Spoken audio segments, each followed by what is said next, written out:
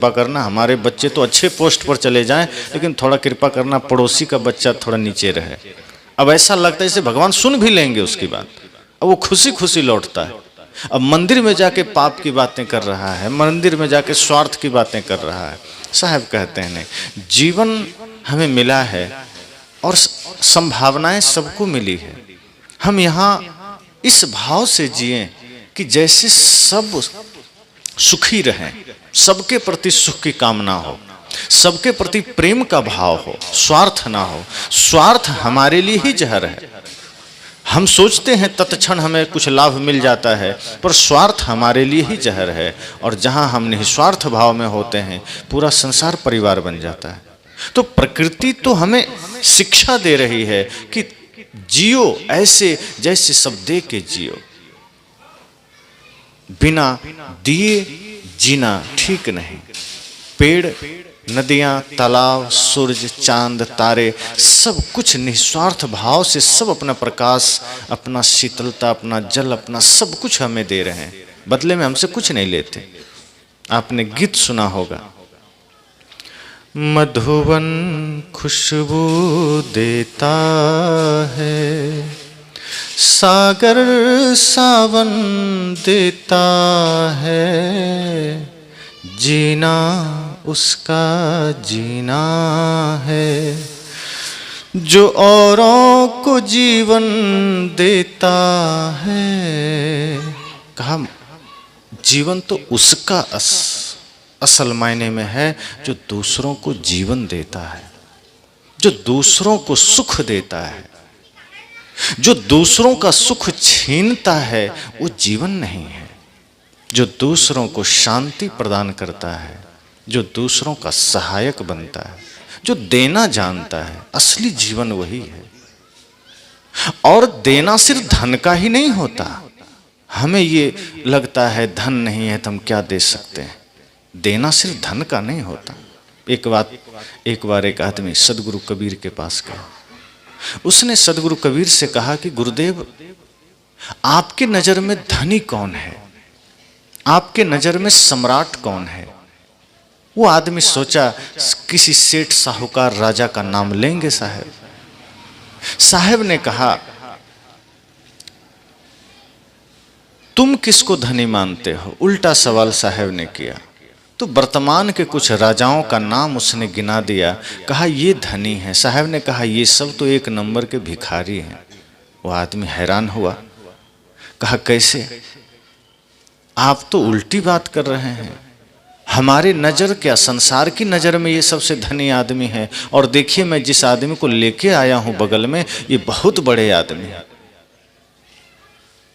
साहब ने कहा किस दृष्टि से, दिख तो तुम्हारे बराबर का रहा है, बड़ा कैसे। कहा वैसे नहीं, धन में बहुत बड़े हैं। कहा और क्या खासियत है। कहा इसके एक काम करने के लिए 10-10 नौकर है। अपना काम खुद नहीं करते, 10-10, 15-15 नौकर लगे हैं इनके पीछे। साहब ने कहा फिर तो ये धरती का सबसे निकम्मा आदमी है। बड़ा तो वो है जो 10-10 आदमी का काम अकेला करे। ये तो अकेला का काम 10 से करा रहा है, फिर ये बड़ा कैसे हुआ। और तुम जिसे सेठ कहते हो, साहूकार कहते हो, तुम जिसे सम्राट कहते हो, मेरे नजर में वो भिखारी से ज्यादा कुछ नहीं। सबके होश उड़ गए। कहा साहब आप कैसी बात कर रहे हैं। साहब ने कहा ये बताओ, तुम जिन्हें सम्राट कह रहे हो, तुम जिन्हें सेठ कह रहे हो, क्या उसकी मांग बंद हो गई। क्या उसने कुछ मांगना छोड़ दिया। कहा नहीं, वो मांगता है। कहा देखा है उसे कभी मंदिर जाते। कहा देखना, बड़े बड़े जो सेठ हैं उसको मंदिरों में देखना, प्रार्थनाएं सुनना। उसकी प्रार्थनाओं में कोई प्राण नहीं होता है, उसके प्रार्थनाओं में कोई भाव नहीं होता है। उसके प्रार्थनाओं में सिर्फ मांग होती है। 10 फैक्ट्री है, भगवान ऐसी कृपा करना 5 और लग जाए। इतना सोना चांदी मेरे पास है, कृपा करना और डबल हो जाए, कृपा करना और फ्लैट खरीद सकें। इसके सिवा वो सेठ, वो साहूकार, वो सम्राट भगवान से कुछ नहीं मांगता। और इतना ध्यान रखना, जिसने अभी मांगना जारी रखा है वो भिक्षुक ही होता है, वो सम्राट नहीं हो सकता। लोगों के होश उड़ गए। कहा मांगने वाला सच में भिक्षुक ही तो होगा। और साहब ने कहा और ध्यान दो, जिसे तुम सम्राट कहते हो उससे बड़ा भिखारी इस धरती पर कोई नहीं है। और जिसे दुनिया भिखारी कहती है वो तो साधारण है, वो तो मंदिर के बाहर बैठकर बेचारा मांग रहा है कि थोड़ा पेट के लिए दे दो, थोड़ा सा दे दो। तुम उसे एक मुट्ठी भी नहीं देते ठीक से, 2-4 रुपए भी नहीं देते, वो तो थोड़ा सा मांग रहा है, लेकिन फिर भी उसे दुनिया ने भिखारी कहा। और जो अंदर जाके करोड़ों मांग रहा है तुम उसे सेठ कहते हो। जो बाहर भिक्षुक बैठा है, जो बाहर तुमसे मांग रहा है, वो सिर्फ पेट भरने के लिए मांग रहा है, और जिसे तुम सेठ कहते हो वो अंदर जाके पेटी भरने के लिए मांग रहा है। तो दोनों में बड़ा भिखारी कौन हुआ? लोगों ने कहा बात तो सही है, ये जितने सेठ साहूकार हैं तो भिखारी हैं। तब साहब ने कहा फिर बताओ तुमने उसे धनी कैसे कहा? वो धनी नहीं है, वो बड़े गरीब लोग हैं। तो लोगों ने कहा फिर आपके नजर में सम्राट कौन है, आप ही बताइए। तब साहब ने कहा चाह गई चिंता मिटी, मनुआ बेपरवाह, जिनको कुछ नहीं चाहिए वो ही शाहंशाह। साहब ने कहा जिसकी चाह मिट गई, जो निश्चिंत हो गया, चिंता जिसकी मिट गई और जिसको कुछ भी नहीं चाहिए, मेरी नजर में वही सम्राट है। जिसने बल्कि देना जान लिया है, जो देना सीख गया है, जिसका नाम देने वालों की लिस्ट में आ गया है, वाकई वही सम्राट है। तब उस आदमी ने कहा गुरुदेव फिर तो हम सम्राट नहीं बन सकते। कहा क्यों? कहा हमारे पास तो उतना धन ही नहीं कि हम दे सकें। साहब ने कहा फिर तुम फिर गलत समझ रहे हो। धन का देना ही कोई सम्राट होने का कारण थोड़े है, धन को देकर ही कोई सम्राट थोड़े बनता है। अगर तुम ये सोचते हो कि धन का दान करके ही हम सम्राट बनेंगे, फिर तो तुम्हारी दृष्टि बाहर की हो गई, अंदर कहां प्रवेश किए तुम। कहा फिर? कहा धन नहीं दे सकते नहीं है कोई बात नहीं, तुम लोगों को प्रेम तो दे सकते हो, तुम लोगों को ईमानदारी तो दे सकते हो, मीठे वचन तो दे सकते हो। साहब ने कहा धन तो कोई भी दे देता है, धन देना सरल है पर मीठे वचन देना कठिन है, प्रेम देना कठिन है। एक संत एक दरवाजे से गुजर रहे थे, घर में आवाज दिया कुछ भिक्षा दे दो। घर में कोई नहीं था, एक छोटी सी बच्ची थी 10 वर्ष की, वो बाहर निकली। उसने कहा गुरुदेव हमारे घर में तो कुछ भी नहीं है, हम क्या दे सकते हैं? संत ने कहा मना मत करो, हम तुम्हारे द्वार पर आए हैं, खाली हाथ मत जाने दो, कुछ तो दे दो। उस बच्ची ने कहा हम सच कह रहे हैं, माँ बाप कहीं बाहर गए हैं, माता पिता कहीं बाहर गए हैं, हम अकेले हैं, कुछ भी नहीं है मेरे पास। संत ने कहा तुम्हारे दरवाजे पर एक मिट्टी का टुकड़ा पड़ा है, वही उठा के मेरे झोली में डाल दो। तो संत के साथ जो उनका शिष्य था उसे लगा गुरुजी पागल तो नहीं हो, अन्य जगह अन्न मांगते थे, यहाँ मिट्टी का टुकड़ा मांग रहे हैं। अपनी कुटिया तो मिट्टी के ही बीच बसा हुआ है, कहाँ मिट्टी नहीं है, बहुत मिट्टी है, क्यों मांग रहे हैं? वो आश्चर्य में देख रहा है। और वो बच्ची मिट्टी का टुकड़ा उठाया, गुरुजी के पात्र में डाल दिया, चलने लगे। शिष्य ने कहा गुरुजी आप ठीक तो हैं? कहाँ क्यों क्या हुआ? कहा नहीं मतलब स्वास्थ्य आपका कोई दिक्कत तो नहीं है, सिर में दर्द तो नहीं है, कहीं चोट उठ तो नहीं लगी? कहा नहीं सब ठीक है। कहा फिर आप ये पागलपन क्यों कर रहे थे, मिट्टी क्यों मांग ली? वो लड़की कह रही है कुछ नहीं है, फिर आप मिट्टी मांग रहे हैं। संत ने कहा बात छोटी सी है पर समझने की है। आज उसके पास कुछ नहीं है, उसने मना कर दिया, और अगर मना करने की आदत बनी रही तो कल हो जाएगा, फिर भी मना करेगी, वो नहीं दे सकती।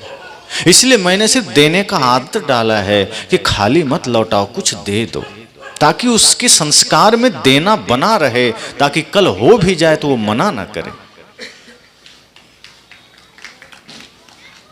इसलिए साहब ने कहा सिर्फ धन का ही देना नहीं होता, प्रेम भी तो दे सकते हैं, किसी की हाथों से सेवा भी तो कर सकते हैं, शरीर से समाज की सेवा भी तो कर सकते हैं। साहब ने कहा जिसने देना जान लिया है वही सम्राट है।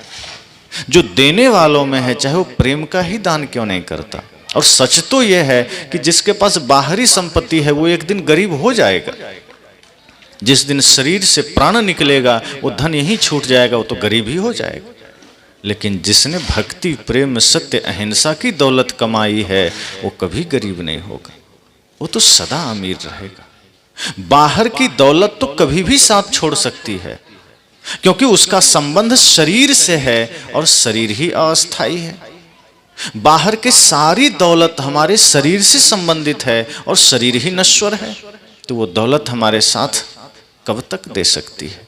लेकिन जिसने जीवन में प्रेम का धन कमाया है, सत्य का धन कमाया है, भक्ति का धन कमाया है, वो कभी गरीब नहीं हो सकता। एक आदमी रुपए का बंडल लेके गुरुजी के पास गया, कहा गुरुजी ये रख लीजिए, मैं बड़ा गरीब आदमी हूँ, ये रख लीजिए। गुरुजी ने कहा ले जाओ, इसकी जरूरत नहीं है। उसने कहा नहीं नहीं, मेरे पास कुछ नहीं है इसके सिवा, मैं बहुत गरीब आदमी हूँ, आप रख लीजिए।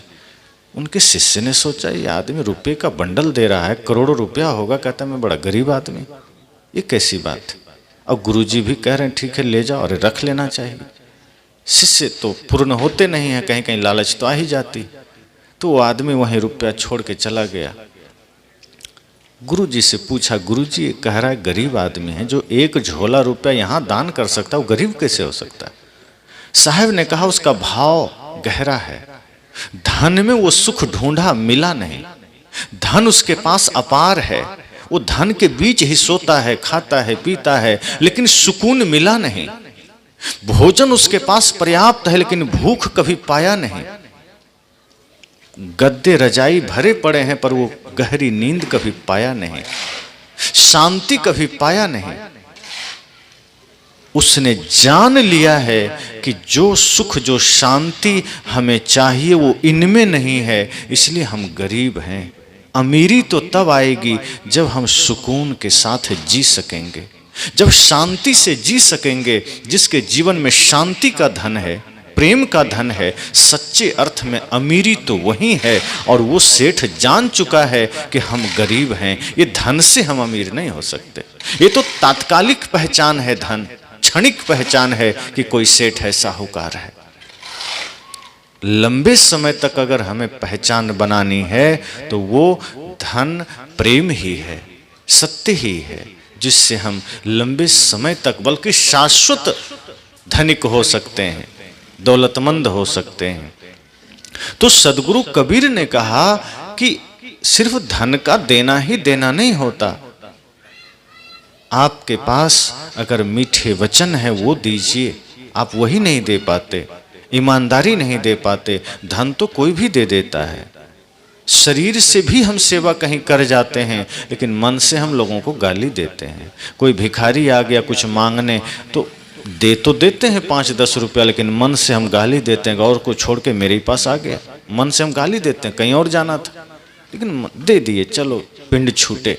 कोई चंदा लेने आ गया, आदमी सोचता है बिना लिए जाएगा नहीं, तो मन से तो गाली देता है, लेकिन जेब से चलो 100 रुपया दे दे। तो मन से अगर आप भाव नहीं दे पाए तो आपका वो दान व्यर्थ हो गया। आप थोड़ा ही दीजिए, इतने अहोभाव से दीजिए, और ये सोच के दीजिए कि मेरा मुझ में कुछ नहीं, जो कुछ है सो तोर, तेरा तुझको सौंपता क्या लागत है मोर। मैं देने वाला कौन हूं, मैं तो निमित्त मात्र हूं, माध्यम मात्र हूं। जिसका है ये उसी को जा रहा है, मैं अपना क्या दे रहा हूं, क्या है मेरा, मेरा मुझ में कुछ नहीं, जो कुछ है सो तोर। साहब कहते हैं मेरा तो कुछ है ही नहीं, इस शरीर भी मेरा नहीं, जो मैंने जिसको दिया वो उसी का है। और जब इस भाव से देते हैं तो वो कई गुना लौट आता है। और जब हम स्वार्थ के भाव से देते हैं तो जो देते हैं वो तो चला ही जाता है, जो पास रहता है वो भी क्षीण होने लगता है। इसलिए साहब कहते हैं जीवन में जागृत होकर जिए, प्रकृति को इस भाव से देखें कि वो चारों ओर हमें क्या दे रही है और हम क्या कर रहे हैं। हम लेने को आतुर हैं, प्रकृति हमें देने को तैयार है। तो प्रकृति से भी ले रहे हैं, समाज से भी हम ले रहे हैं, राष्ट्र से भी ले रहे हैं। हमारे जीवन में न जाने कितने लोगों का सहयोग है जीने खाने पीने में। ये कपड़ा जो पहने हैं तो क्या हमने बुना है? जहाँ ये बना होगा कितने मजदूर काम किए होंगे, कितनी मशीनें बनी होंगी, वो मशीन कहाँ बना होगा? फिर वो कहाँ से ट्रांसपोर्ट होके आया होगा, एक एक चीज को आप सोचिए। तो पूरे राष्ट्र नहीं पूरे विश्व का सहयोग हमारे जीवन में है, खाने पीने जीने में, और हम स्वार्थी बन के जिए चले जा रहे हैं। अगर हम इस भाव के साथ जी रहे हैं कि बस अपने ही हमें चाहिए, अपने लिए अपना ही पेट भरना चाहिए, तो ये हमारी संस्कृति नहीं रही है। यहाँ तो देने की संस्कृति है। एक भिक्षुक एक दिन सोचा कि रोज मैं भिक्षा मांगता हूँ, रोज खाता हूँ, खत्म हो जाता है। एक दिन मैं राजा से मांगूंगा, दरबार में जाके राजा से मांगूंगा, सामान्य आदमी से तो ज्यादा ही दान मिलेगा। भिक्षुक मन में गणित लगा रहा था कि अगर मैं राज दरबार में चला गया तो वहां जो भिक्षा मुझे मिलेगी, मैं अनंत मतलब समय तक सुखी हो जाऊंगा। पूरे श्वास रहते जब तक मेरा जीवन है मैं सुखी हो जाऊंगा। वही भाव लेकर वो निकला। फिर सोचा अगर मैं ऐसे ही चला गया खाली तो कोई नहीं देगा। तो आप देखते होंगे भिक्षुक लोग जब घर से निकलते हैं तो अपने पात्र में पहले ही कुछ डाल लेता है ताकि देख के लोग देता है। जब पात्र खाली हो तो कोई नहीं देता। जहाँ कुछ है तो आदमी को लगता है यहीं देना चाहिए, तो वो भी पहले से एक मुट्ठी चावल डाल लिया अपने पोटली में, ताकि कहीं मैं जा रहा हूँ मांगने तो उसको ये न लगे कि अभी तक इसको किसी ने नहीं दिया, उसको लगे नहीं इसको लोग देता है, दिया है, चलो हम भी दे देते हैं। इसी भाव से वो चला। संजोग की बात थी कि वो जो राजा के दरबार में जा रहा था वो राजा भी उधर से चले आ रहे थे रथ पर सवार होकर। अब राजा से ही दान लेना था और राजा ही चले आ रहे हैं। दूर से देखता है राजा की सवारी चली आ रही है, ये तो सोचता है लगता है मेरे सपने पूरे होने के दिन आ गए। मैं तो दरबार जाना चाहता था, राजा खुद मेरे सामने चला आ रहा। आज तो बड़ा बढ़िया अवसर है, मैं झोली फैला के मांग लूंगा बहुत कुछ, और जब मिल जाएगा तो फिर वो सपने देखने लगा कि अगर राजा ने मुझे बहुत ज़्यादा धन दे दिया तो क्या करूँगा। तो सबसे पहले घर बनाऊँगा, वो सपने देख रहा है। उसके बाद गाड़ी रथ खरीदूंगा, उसके बाद बढ़िया सोने चांदी इकट्ठा करूंगा, बढ़िया रेशमी वस्त्र खरीदूंगा। तब तक देखता है राजा की सवारी और निकट आ गई। अब सोचता है अब सपने देखना छोड़ना पड़ेगा, अब जल्दी जाना पड़ेगा, नहीं तो पता चला राजा की सवारी निकल जाएगी। वो पोटली लिए आगे बढ़ा और रुका। राजा की सवारी भी, रथ भी आके रुक गया। संजोग की बात थी राजा भी उतर गया और ये भी अब उतर के अपना पोटली आगे फैलाना ही चाहता था कि राजा ने पहले ही अपना आंचल ऐसे कर दिया कि मुझे कुछ दे दो। भिक्षुक का तो दिमाग ही काम नहीं किया कि राजा है कि भिखारी है। मैं कुछ मांगने आया था, ये मुझसे ही मांग रहा है, ये कितना बड़ा भिखारी है। आज तक हमसे किसी ने नहीं मांगा, मैं तो खुद भिखारी, मैं तो दूसरों से मांगता हूँ। ये राजा कहीं पागल तो नहीं हो गया, मुझसे ही मांग रहा है। अब वो बार बार देख रहा है राजा है, कोई दूसरा तो नहीं। देखता है मुकुट वही है, रथ है, सैनिक है। कहा राजा तो है, तो क्या ये दरिद्र हो गए, क्या इसका राज्य बर्बाद हो गया? और राजा कह रहा है कुछ दे दो। अब ये आदमी सोचा बड़ा संकट हो गया, मैं तो राजा से मांगने आया था, मैं तो सोचा था मैं आज तृप्त हो जाऊंगा, मैं आज कृतार्थ हो जाऊंगा, और राजा मुझसे मांग रहा है और राजा कह रहा है कुछ तो दे दो। अब ये सोचा लगता है मुझसे बड़ा भिखारी खुद यही है, चलो दे देते हैं। लेकिन आज तक उसने कभी दिया नहीं था, पहली दफा उसे देने की नौबत आई थी। आज तक सिर्फ उसने मांगा ही मांगा था, दिया कभी नहीं था। इसलिए पोटली में हाथ डाला तो हाथ कांप रहे थे, पसीना से भीग गया था, क्योंकि कभी निकाल के दिया नहीं था, लेके डाला बस था। और राजा भी अड़ा हुआ है, वो भी जिद पर है कि दो, बिना दिए मैं हटूंगा, बिना लिए मैं साइड नहीं होऊंगा। भिखारी कहा लगता है इससे बात नहीं बनेगी, मेरे सारे सपने टूट गए, तो मेरा रखा हुआ अनाज भी मांग रहा है, अब मुझे दूसरे के घर ही मांगना पड़ेगा। अच्छा हो थोड़ा सा दे के साइड हो जाऊं। लेकिन हाथ डाला, चावल पकड़ा तो मुट्ठी धीरे धीरे ढीली हो रही है। वो सोच रहा है मैं कैसे दे दूं, कभी देना जाना ही नहीं था, कभी दिया ही नहीं था, लिया ही लिया था। मुट्ठी ढीली हो रही है, चावल गिरते चले जा रहे हैं। बाहर आते आते हाथ निकालते निकालते सारे चावल गिर गए, सिर्फ 5 दाना बचा था। बड़े गौर से देखता है, आंखों में आंसू है, चावल से कह रहा है क्षमा करना, अब हम तुम्हें दूसरे को दे रहे हैं। हाँ, आज तक तो हमारे साथ थे, क्षमा करना। और आंख बंद करके राजा के पोटली में दिया और घूम गया, और चिंतित है कि मेरा 5 दाना चावल चला गया। बड़ा दुख, दिया ही नहीं था कभी, लिया ही लिया था, इसलिए 5 दाने चावल में भी उसको पीड़ा हो रही है। अब वो बड़ी चिंता में व्यग्र होकर के बाहर भीतर बाईं ओर मुड़ा और अपने घर की ओर चला। दौड़ते हुए घर गया, पोटली बाहर रखा, खाट पर लेट गया जैसे कोई बुखार आ गया हो। पत्नी ने कहा राजा से मांगा है? क्या दिया राजा ने? कहा पूछो मत, सब बर्बाद हो गया, हम तो लुट गए, मिला कुछ नहीं, जो था उसमें से भी राजा को देना पड़ गया। कहा राजा है कि भिखारी? पत्नी ने कहा तब पोटली कहाँ दिया? तुम जो घर से अनाज लेके गया था वो? कहा अरे उसमें से भी 5 दाना चला गया, बड़ा दुख हो रहा है, बड़ी मुश्किल से मांगे थे। पत्नी ने कहा चलो ठीक है, तुम जो पोटली वापस लाए हो इसको हम वापस चावल रख लेते हैं, अब तैयारी करो कहीं और मांगने की। पर संजोग है, पोटली खोला तो उसमें चावल के दाने, 5 बड़े बड़े दाने सोने के उसमें पड़े थे, 5 बड़े बड़े सोने के दाने। पत्नी कहती झूठ बोलते हो हमसे, राजा से तुम सोना मांग के लाए हो, हम गहना न बनवा लें, तुम झूठ बोलते हो। भिखारी ने कहा क्यों दिमाग खराब करते हो, 5 दाना चला गया है, मैं ऐसे ही टेंशन में हूँ, तुम मुझे सोने की बात करते हो। अरे चावल चला गया तुम सोने? कहा देखो तो इस तुम्हारे पोटली में 5 चावल जैसा ही दाना है, लेकिन सोने का है और बड़ा बड़ा है। भिखारी देखता है, उसकी आंखें फटी की फटी रह गई। कहा ये हुआ कैसे? तब उसे ध्यान आया, हमने जो 5 दाना उसको दिया था वही। उसको ध्यान आया, किसी संत ने कहा था जब हम दान करते हैं तो लौट के आता है। अब उसको ध्यान आया कि हमने 5 दाना दिया है, कहीं वही तो लौट के नहीं मुझे सोने के रूप में मिला है। अब वो रोने लगा, अब सिर पटक पटक के रोने लगा। पत्नी ने कहा अब क्या, अब तो खुश हो जाओ।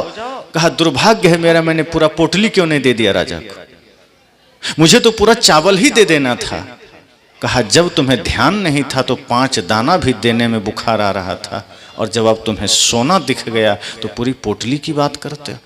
तुम तो दान में भी स्वार्थ देखते हो, तुम तो किसी को कुछ देते हो तो भी स्वार्थ देखते हो। और स्वार्थ हो सकता है ये कहानी में उसका दान से सोना मिल गया हो, लेकिन स्वार्थ से दिया गया अपने बेटे को भी जो सेवा हम देते हैं उसका बदले में कुछ नहीं मिलता।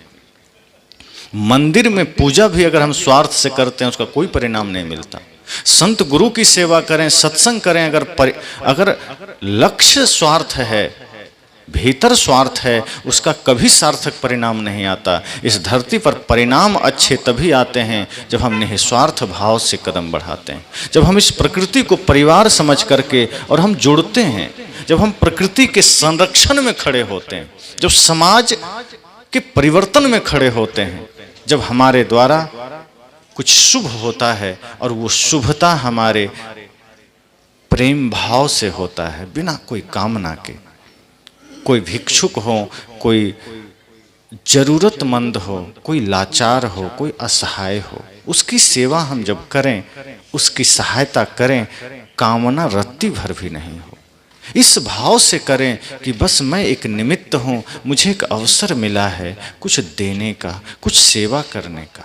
सेवा में कोई कामना नहीं हो, किसी की भी सेवा हो, निस्वार्थ सेवा हो। आज सेवा सिखाए जाते हैं, जगह जगह सेवा करनी चाहिए, सेवा करनी चाहिए। आदमी सेवा भी दिखाने के लिए करता है। आप देखेंगे बहुत जगह कोई एक पौधा भी लगाया तो बैनर लगा के फोटो खिंचा के 10 जगह फोटो डालेंगे। पौधा भले एक ही लगा हो, कहीं किसी को दान दिया जा रहा है, किसी को एक केला भी दान दिया तो उसको 4 आदमी मिलकर एक केला को पकड़ता है, लो। अब एक केला देने में 4 आदमी की क्या जरूरत है, चुपचाप दो, निकलो। ऐसा लगता है 10-20 किलो केला दे रहा है। तो आदमी थोड़ा सा करता है, दिखाता ज्यादा है। संत कहते हैं बहुत करो दिखाओ कुछ भी नहीं। जिसको देखना है वो देख रहा है, जिसको जानना है वो जान रहा है, और जिसको दिखाना चाहते हो उसको कोई फर्क नहीं पड़ेगा। आप जिसको अपना दान दिखाना चाहते हैं उसको कोई फर्क नहीं पड़ेगा, क्षण भर का गुदगुदी होती है बस, अरे वो आदमी इतना किया, बस उससे ज्यादा कुछ नहीं। साहब कहते हैं कभी भी इस भाव से नहीं करिए। सेवा जबरदस्ती थोड़े होती है, सेवा तो भाव से होती है। संसार की ही सेवा हम करें, भाव से करें, भीतर से जागृत हुआ हो, जबरदस्ती सेवा नहीं होती। एक स्कूल में शिक्षक बता रहे थे बच्चों को सेवा करनी चाहिए, कुछ न कुछ सेवा जरूर करनी चाहिए। तो 2-3 बच्चे खड़े हुए, कहा गुरुजी समझे नहीं सेवा कैसी। कहा कभी सड़क में झाड़ू लगा दो, घर में झाड़ू लगा दो, कभी किसी बूढ़े को सड़क पार करा दो, कभी किसी को पानी पिला दो। यही छोटे छोटे बच्चों को सेवा बताया। कहा स्कूल आते हो यहाँ झाड़ू लगा दो। बच्चों ने कहा ठीक। दूसरे दिन सभी बच्चे आए, मास्टर ने कहा कल हमने कहा था सेवा कुछ करनी चाहिए, तुमने किया? 3 बच्चे खड़े हुए कहा हमने सेवा किया। क्या किया? एक ने कहा मैं आज एक बूढ़ी औरत को रास्ता पार कराया। शिक्षक ने कहा वाह बहुत बढ़िया बात, पहले ही दिन में तुमने इतनी तरक्की कर ली, बहुत अच्छी बात है, धन्यवाद। दूसरा लड़का से पूछा तुमने क्या किया? उसने कहा मैंने भी एक बूढ़ी औरत को रास्ता पार कराया। गुरुजी थोड़ा सा सहमे, कहा मामला क्या है? फिर कहा कोई बात नहीं, बहुत सी बूढ़ी औरतें होती है, हो सकता है इसने भी कराया हो। तीसरे से पूछा तुमने क्या किया? कहा हमने भी एक बूढ़ी औरत को रास्ता पार कराया। अब गुरुजी रुक गए, कहा रुको रुको, 3 बूढ़ी स्त्रियां तुम तीनों को मिल गई? तीनों ने मिलकर कहा 3 कहाँ, एक ही को हम तीनों ने मिलकर पार कराया। वो तो जाना भी नहीं चाहती थी, हम तो जबरदस्ती उस पार किए। हमें तो रास्ता पार कराना था, वो तो इसी पार रहना चाहते थे, हम तो उठा के उस पार ले गए। आपने कहा था रास्ता पार कराना, वो तो जाना ही नहीं चाहते, तो बहुत गाली दे रहे थे कि मुझे उस पार नहीं जाना, पर आपने कहा था उस पार रास्ता करना है, रास्ता के उस पार पहुंचाना है, हम तीनों ने उठा के उस पार कर दिया। गुरुजी ने कहा ऐसी सेवा नहीं चाहिए, सेवा प्राणों से उपजनी चाहिए। गुरुजी ने कह दिया अब जबरदस्ती की सेवा में लगे। अब गुरुजी ने कहा कोई डूब रहा हो तो निकालना चाहिए। अब इसका मतलब थोड़े कि कोई डूबा नहीं तो किसी को डुबा के निकालो। अब आदमी ऐसा ही करता है। अब नहीं डूब रहा है तो अच्छी बात है, डूबे तब निकालना है। ये नहीं कि गुरुजी ने कह दिया डूबते को निकालना है तो एक आदमी ने सच में को धक्का दे दिया, बाद में निकाला। कहा क्या हुआ? कहा गुरुजी ने कहा था सेवा करो, डूबते को निकालो। अब कोई डूबा तो है नहीं तो किसको निकालो, तुम्हें डुबा दिया। संत कहते ये सेवा नहीं है। फिर ये सेवा की कैटेगरी में नहीं आता, फिर ये भी एक बिजनेस कैटेगरी में आ जाता है कि गुरुजी ने कहा बस इतना टारगेट पूरा करना है, टारगेट पूरा हो गया हमें लाभ मिलेगा, हमें स्वर्ग का लालच दे दिया गया। तो प्रकृति में इस संसार में जब हम जीते हैं तो हर चीज स्वाभाविक होना चाहिए, अहोभाव से होना चाहिए, परम भाव से हो, जहाँ ना स्वार्थ हो, ना कामना हो, ना किसी के प्रति कोई लालच हो, ना कोई भीतर आसक्ति हो। निर्मलता के साथ एक कदम भी हमारा बढ़े तो उसमें प्रेम हो, सत्य हो, करुणा हो, सेवा का भाव। जब हम इस भाव से चलते हैं तो ये पूरी प्रकृति हमारे सहयोग में खड़ी हो जाती है, फिर पूरा जगत हमारा मित्र हो जाता है, फिर संसार के प्राणी मात्र हमारे सहायक बन जाते हैं, फिर व्यक्ति कभी धोखा नहीं खाता। फिर दुनिया धोखा देना भी चाहेगी तो वो उससे कोई धोखा दे नहीं सकता, प्रकृति सहायक बन जाती है, प्रकृति खुद उसके लिए खड़ी हो जाती है। तो जब हम इस तरह से प्रकृति से जुड़ते हैं तो ये जीवन हमारे लिए अवसर बन जाता है, फिर हम इस अवसर का लाभ लेते हैं परमानंद के रूप में। लेकिन जब कामना के साथ जीते हैं और हर चीज में हम सिर्फ लोभ के साथ जीते हैं, तब जीवन बिगड़ता है, बिखरता है, और फिर हम रोते हैं जीवन भर। फिर वो सेवा भी हमारे काम में नहीं आती, फिर सत्संग भी काम में नहीं आता, फिर ध्यान भी काम में नहीं आता। तो सेवा, सत्संग, ध्यान अगर काम में हम चाहते हैं कि इसका लाभ मुझे मिले, इसका परिणाम हमें मिले, तो सबसे पहले तो इसके प्रति स्वार्थ छोड़ दें किसी भी दिशा में, और जीवन की महत्ता को समझें कि ये जीवन एक अवसर के रूप में मिला है और इस अवसर को जाने नहीं देना है। जो भी करना है करना है। आज इस क्षण, इस वक्त हमें जो समय, जो मोहलत मिला है, उस मोहलत का लाभ लेना है, संकल्प होके जाना है, निश्चय करना है, प्रतिज्ञा करना है कि संकल्प हो हमारा, इंसान हम बनेंगे। इंसान बन गए तो भगवान भी बनेंगे। कुछ ना कुछ जीवन में जब हम संकल्प लेते हैं तो हमारा मार्ग सरल होता है, फिर हमें सहायक होता है। जैसे गुरुजी कंठी देते हैं, तो कंठी क्या है? सत्य अहिंसा का प्रतीक है। अब कंठी पहन करके भी कोई चाह लेगा तो शराब पी सकता है, कंठी थोड़े रोकेगी कि तुम क्यों पी रहा है। लेकिन ये कंठी संकेत है। कोई आदमी कंठी पहना हो और वो झूठ बोलता है तो सामने वाला कहता है तुमको झूठ नहीं बोलना चाहिए, गले में माला है। मतलब माला इतना महत्वपूर्ण है, इतना भारी है कि वो व्यक्ति के जुबान पर ताला लगा देता है, गलत नहीं कर सकते। ऐसा नहीं कि कंठी हाथ पकड़ लेगा जाके, लेकिन कंठी एक भावनात्मक रूप से हमें रोकती है कि नहीं, तुम मुझे धारण किए हो और मैं कौन हूँ, मैं सत्य अहिंसा का प्रतीक हूँ, मैं गुरु के हाथों से दिया हुआ हूँ, मेरा महत्व समझो, मुझे गले में धारण करके गलत मत करो। कंठी संकेत करती है, हाथ नहीं पकड़ती, आपके भीतर के कामनाओं को रोकती है, आपके भीतर के विचारों को रोकती है कि रुको, ठहरो, गलत कर रहे हो। तो ये हमें सावधान करती है, संकेत है। और गुरुजी माला कब देते हैं? जब देख लेते हैं कि शिष्य में माला पहनने का गुण आ गया है, किसी को भी नहीं दे देते।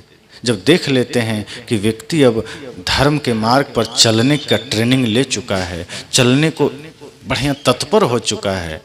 बहुत से गुरुजी हैं पहले ही माला दे देते हैं कि पहन लो, सब कल्याण होगा। अब कुछ शिष्य तो मर्यादा रख लेते हैं, कुछ फिर तोड़ करके मांस खा लेते हैं, फिर गुरुजी आते हैं फिर गले में पहन लेते हैं। वो माला को से दिखावे के लिए पहनते हैं। आप देखिए, पुलिस विभाग हो, सेना का विभाग हो, कहीं भी आप जाएंगे तो पहले ट्रेनिंग दी जाती है, वर्दी पहले नहीं दी जाती, वर्दी बाद में दी जाती है। अचानक कोई गया और वर्दी पहना देगा, क्या जानेगा? पहले कहीं भी ट्रेनिंग होती है, जो ट्रेनिंग में वो कंप्लीट हो जाता है, वर्दी तो बाद में बस एक पहचान के लिए दी जाती है कि हाँ अब ये पुलिस है। क्योंकि बिना वर्दी में पुलिस आ जाए तो आपको डर ही नहीं लगेगा, किसी को नहीं लगेगा। वो भले ही जान रहे हैं पुलिस है, लेकिन अगर वो वर्दी में नहीं है तो भय होता ही नहीं है। लेकिन वो पुलिस नहीं भी है, नकली पुलिस वर्दी में आ जाए तो आदमी कांपने लगता है। जो चोर प्रवृत्ति का आदमी, अच्छा आदमी भी कांपने लगता है, पता नहीं क्या कह देगा, क्या बोलेगा। इसलिए कंठी जब हम पहनते हैं तो ये हमें सांकेतिक रूप से रोकती है। तो इसीलिए सत्संग, भक्ति, प्रेम, इन्हीं भावों से हम धारण कर सकते हैं, इन्हीं निस्वार्थ भावों से, कामना रहित भावों से, जहाँ कोई कामना ना हो, जहाँ कोई स्वार्थ ना हो। तो ये पूरा जगत हमारा सहायक बन सकता है, ये पूरे जगत के लिए हम सहायक हो सकते हैं। इसी भाव से ये प्रकृति हमें देती है, उसी भाव से हम भी जगत को दें। यही भाव करते करते हम यात्रा करें इस जीवन की, जहाँ आप पाएंगे कि चारों ओर शुभ का ही दर्शन होगा। तो इस सत्र में सद्गुरु कबीर को स्मरण करते हुए इसी भाव के साथ कि हम सब भी जीवन में जो अवसर मिला है, जो समय मिला है, उसका सदुपयोग करें, उस अवसर को गंवाएं नहीं। हम तो अवसर गंवाते चले जाते हैं, क्षण भर का भी अवसर मिलता है उसको खो देते हैं। संसार के कार्यों के लिए तो अवसर न मिले तो बना लेते हैं, लेकिन अध्यात्म के लिए, धर्म के लिए, परमानंद के लिए, मोक्ष के लिए अवसर सामने रहता है, हम उसको नज़रअंदाज कर देते हैं। संसार के लिए अध्यात्म को ठुकराना नहीं है, अध्यात्म कोई बोझ नहीं है, ये तो जीवन दर्शन है, ये तो स्थिति है। बाहर की चीज़ों को धारण करने के लिए कुछ हो सकता है खाली करना पड़ेगा। जैसे मोबाइल में आप कुछ भरते जाएं तो मोबाइल की मेमोरी फुल हो जाती है, दूसरा चीज़ भरने के लिए मिटाना पड़ेगा। उसी तरह संसार की भौतिक उपलब्धियों को, भौतिक चीज़ों को, वस्तुओं को लादने के लिए आपको हो सकता है घर खाली करना पड़े, हो सकता है नया घर बनाना पड़े। पर अध्यात्म तो ऐसा है जो इतना विराट होते हुए भी, इतना परमानंद की जो विशालता है होते हुए भी, जब हम उसे धारण करते हैं तो हमें भी विराट बना देता है। वो हमें ये नहीं कहता कि हमें स्वीकार करने के लिए आपको रुकने की जरूरत है, सत्संग के लिए आपको ठहरने की जरूरत है। सत्संग तो कहता है चलते फिरते मुझे धारण कर लो, फिर हम तो आपके जीवन को प्रकाशित कर देंगे। धर्म कहता है, अध्यात्म कहता है कि आप मुझे धारण कर लो, हम अपने जैसा विराट बना देंगे। क्योंकि धर्म का अर्थ ही है जो धारण करने योग्य है। और जब हम धारण कर लेते हैं प्रेम को, सत्य को, करुणा को, तो वो हमें विराट बनाता है। संसार हमें क्षुद्र बनाता है, छोटा बनाता है। स्वार्थ, आसक्ति, कामना हमें संक्षिप्त करता है। लेकिन धर्म हमें विशाल बनाता है। इसलिए संत कहते हैं जब हम धर्म को जीवन में धारण करते हैं तो हम भी विराट हो जाते हैं। फिर ये प्रकृति का हम एक अटूट हिस्सा बन जाते हैं, सहायक बन जाते हैं। इसी भाव के साथ कि हम भी संपूर्ण जगत का सहायक बन सकें, इस जगत के खूबसूरती का हिस्सा बन सकें, जगत के कल्याण का रास्ता हम भी कुछ दे सकें, प्रदान कर सकें। चूँकि मैंने पहले ही कहा कि ये संसार एक दूसरे से जॉइंट है, खुला नहीं है। सब कहीं ना कहीं संपूर्ण सृष्टि एक दूसरे से बंधा है, सब एक दूसरे को ले दे रहे हैं। और जब हम रुक जाते हैं तो हम उस प्रकृति के हिस्सा से अपने को अलग कर लेते हैं, फिर हम विकृति का कारण बनते हैं, फिर प्रकृति में विनाश लीला शुरू होती है। आज इंसान प्रकृति से टूटता जा रहा है और जितना अधिक प्रकृति से आदमी टूटा है उस तरह से प्रकृति अपना संतुलन बनाने के लिए इस धरती पर आंधी तूफान, भूकंप, कोरोना जैसे महामारी, तो सुनामी, तो भूखा सूखा सब ला रही है, क्योंकि वो अपना संतुलन तो बनाएगी। और आदमी जब प्रकृति से कटते जाएगा तो प्रकृति असंतुलित होगी। तो हमें प्रकृति से कटकर नहीं, उसका हिस्सा बनकर जीना है, शुद्ध रूप में जीना है। यही सत्संग का सही प्रयोजन होगा, यही ध्यान का प्रयोजन होगा। सत्संग का प्रयोजन मनोरंजन नहीं है, सत्संग का प्रयोजन परमानंद है, और वो इन्हीं मार्गों पर चलकर पाया जा सकता है। इस मार्ग से विपरीत तो कोई उपाय ही नहीं है।